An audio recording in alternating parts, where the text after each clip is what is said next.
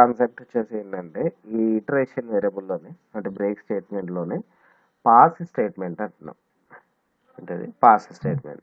Pass statement. So break అంటే అక్కడ వరకు టర్మినేట్ అయిపోతుంది. కంటిన్యూ అంటే ఒక ఇటరేషన్ని స్కిప్ చేస్తుంది.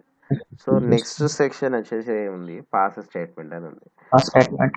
సో పాస్ స్టేట్మెంట్ లోపల ఈ విధంగా యూజ్ చేస్తామో చూద్దాం. సో సపోజ్ ఇలా తీసుకున్నాం.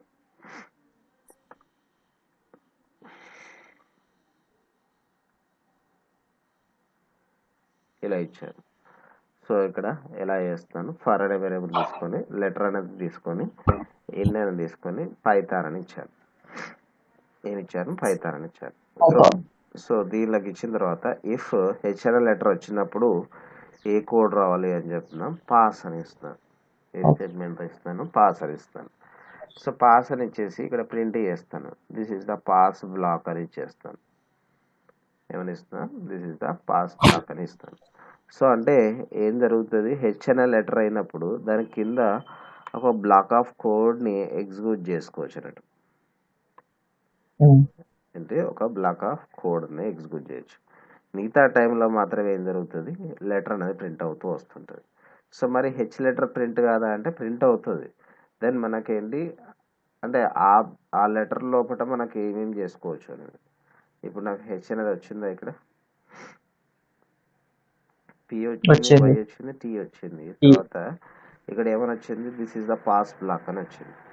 సో పాస్ బ్లాక్ అన్నప్పుడు మనకి ఏం జరుగుతుంది, ఇక్కడ దీని కింద అంటే ఈ పాస్ స్టేట్మెంట్ కింద నేను ఇంకొక కోడ్ బ్లాక్ ఎగ్జిక్యూట్ చేసుకోవచ్చు. అంటే లైక్ వచ్చేసి ఎలా అంటే ఎగ్జాంపుల్గా ఎలా చెప్పుకోవచ్చు అంటే, ఇప్పుడు సపోజ్ మనం స్క్రీన్స్ ఎవరు పెడుతుంటాం, సిస్టమ్కి స్క్రీన్స్ ఎవరు పెడుతుంటాం. సో మరి అది ఆల్రెడీ సిస్టమ్ వర్క్ అవుతున్నప్పుడు ఆ స్క్రీన్స్ ఎవరు అప్లై కాదు.